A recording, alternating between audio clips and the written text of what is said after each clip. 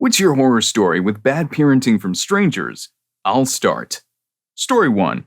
I used to babysit for a very dysfunctional family. The mom got knocked up on purpose so the dad wouldn't leave her. Subsequently, the dad hated the mom and resented the child. I knew this because they fought about it often, publicly, and in front of the child. Whenever I would arrive, the baby would always have a very dirty diaper that had obviously been left like that for many hours. The baby's first word was her own name, and then my name, not Mama or Dada. Her own frickin' 3-syllable name. One day, the child had no milk or baby food left, and the mom went to the store and came back with just a pack of cigarettes. I asked her why she didn't get anything for the baby, and she said, well, I didn't have enough for both, and I don't get paid till Friday. It was Wednesday, and she was just going to let the kid go hungry for 3 days. There was nothing edible in the house. I lost it. I don't think I've ever raged out on somebody so badly in my entire life.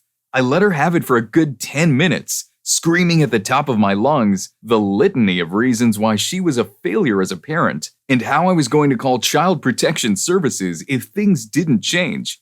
Anyway, she burst into tears, took the cigarettes back, and came home with milk. So I guess it kind of worked. I ended up making pureed veggies at home and bringing them to the little girl for the rest of the week. They moved away shortly after that, and I always wonder what happened to the little girl. This girl just dropped the truth bomb, and there ain't nothing wrong with giving a reality check. Story 2. Now granted, I'm in line at the DMV today, and I saw a mom who looks, honestly, maybe 35-year-old tops. She is accompanied by her teenage daughter who is wearing a skin-tight t-shirt with what little chest she had on display, along with shorts that are cut so short that her bum is hanging out. This girl was on her cell phone, just yelling obscenities. It's straight out of Maury Povich, because the best part is that her mom was dressed exactly the same. Her young son is running around and screaming at the top of his lungs and bumping into people. At one point, I turned back and he ran up and hit me on the back of the leg. I had the audacity to ask the mother to watch the kid, and I got a huge mind your own business rant. She then proceeded to place him in a stroller and give him a Pepsi and some flaming hot Cheetos. Where the hell have all the parents gone? Why was it more important to be friends with your kid? What would you have done?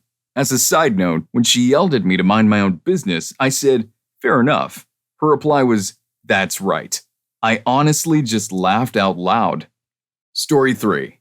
I used to work at a sandwich shop, and there was a man in line with his son. The little boy was a bit bouncy and kept tugging on the man's arm, saying, Daddy, I need to potty real bad. And the dad would say, in a minute, son. This went on for like 5 minutes, and the little boy said, Daddy, I have to potty now. And the man suddenly turned to the son, swatted him across the face, and yelled at him, I told you to wait a goddamn minute. The boy burst into tears. My manager was right there, and she was furious. She started yelling at the guy, saying he was an a-hole and a horrible person, and told him to get out of her store and never come back. The guy retorted, mind your own business. This is my kid, and I can do what I want. She responded, leave now before I call the police. So the man grabbed the boy by his arm and practically dragged him out of the store. The worst part? They were less than 10 feet from the bathroom the entire time.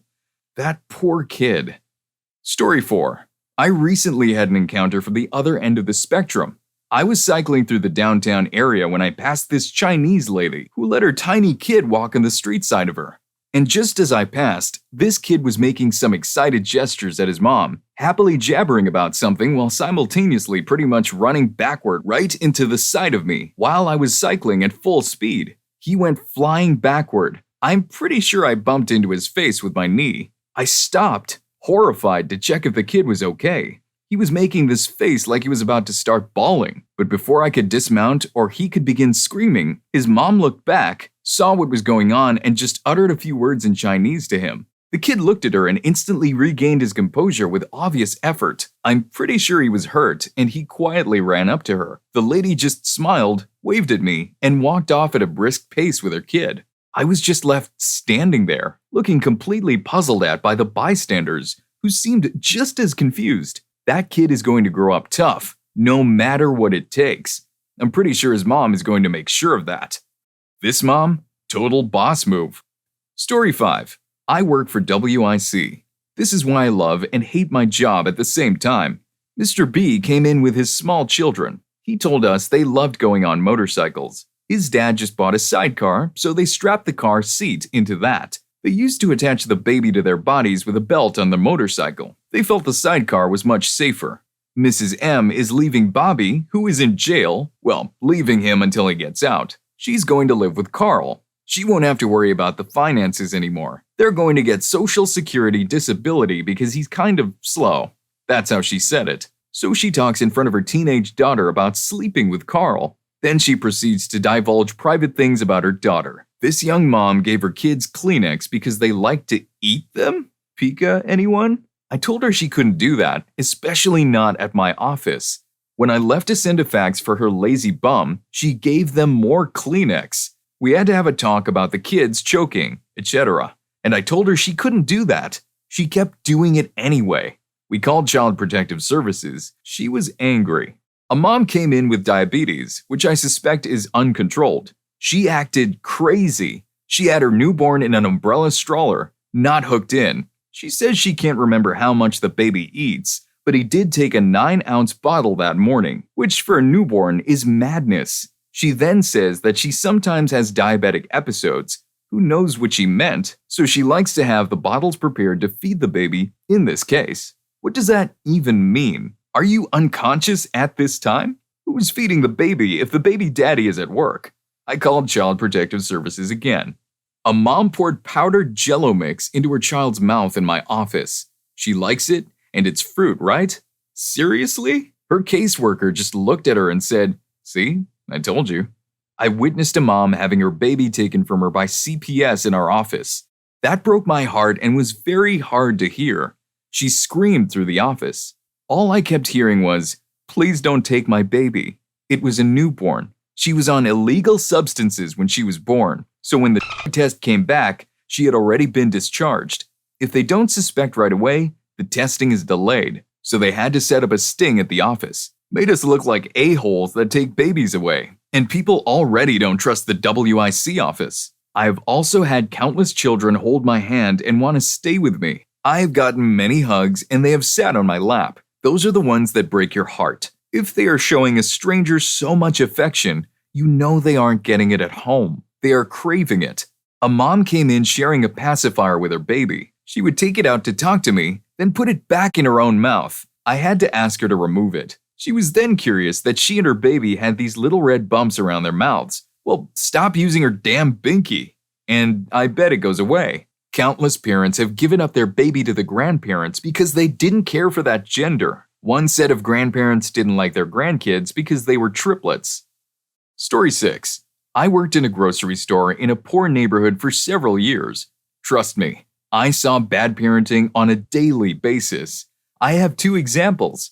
Many of our customers were on welfare, which was obvious because they paid for food with food vouchers, the equivalent of food stamps, I guess. The type of food they would purchase would give me rage face. Seriously, one time we had a woman trailing 3 kids with a $200 food voucher. Cookies, chips, and crisps, carbonated sugary drinks, and some instant foods like Lunchables.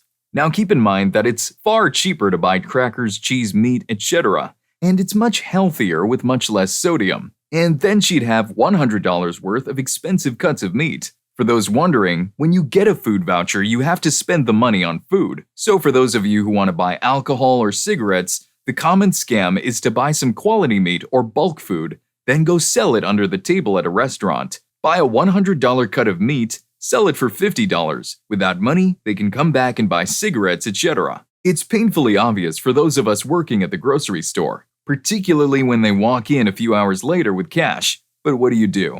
I'm sorry, but you obviously don't even know how to cook filet mignon.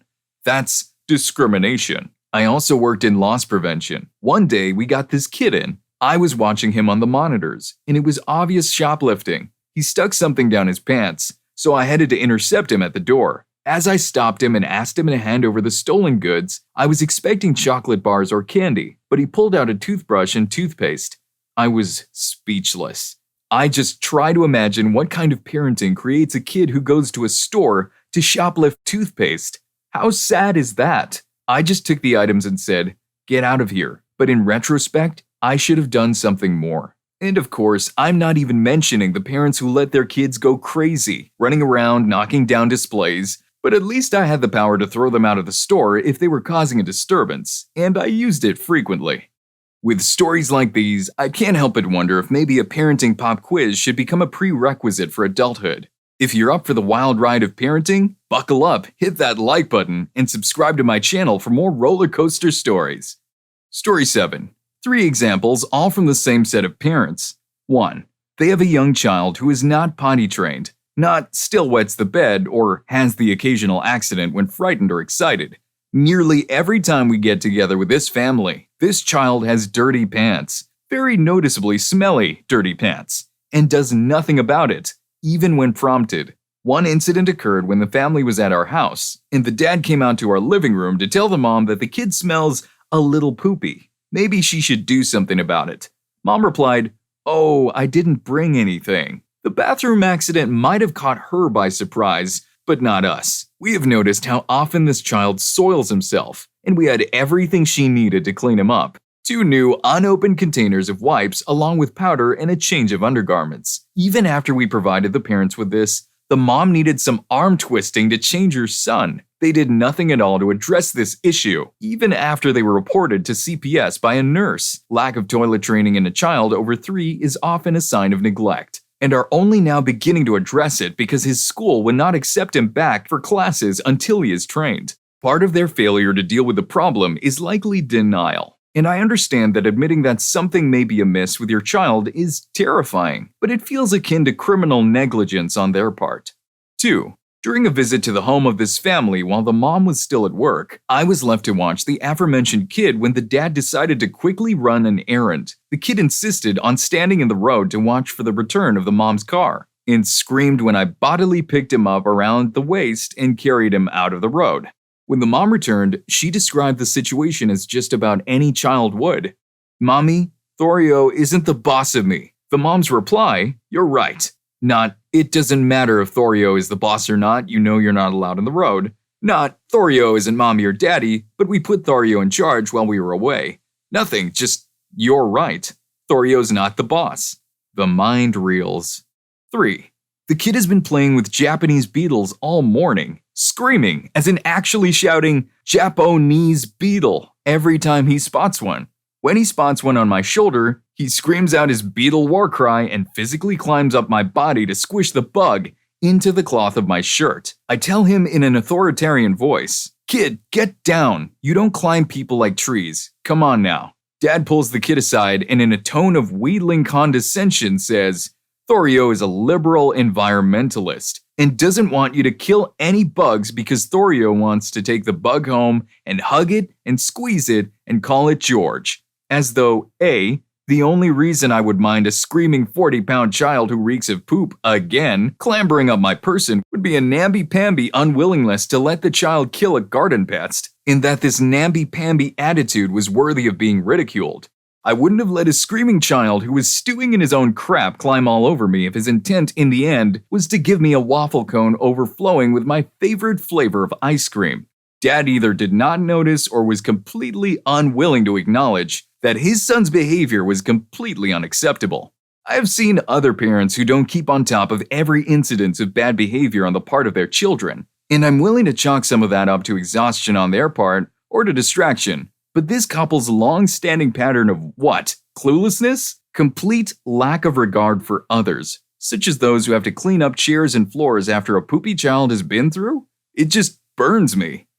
Story 8. I've been a nanny for a little over 5 years, so I've seen my fair share of crazy families. But there's one babysitting job that sticks out more than any other. My ex's mom referred me to her hairdresser, so when she called me, I was pretty excited to go to her house and watch a little boy that everyone raved about being so adorable and fun. He sure was cute, but fun is not the word I would use to describe that night. She left, telling me she would be home anywhere between 10 p.m. and 2 a.m., and came home at 4 a.m. and got mad at me for falling asleep on the couch. The kid had the worst ADHD I have ever experienced before, and there was absolutely no food or drink other than margarita mix and a 2-week-old half-gallon of milk, which he said he drank earlier that day, in the fridge. All of the sippy cups they owned smelled like rotten eggs.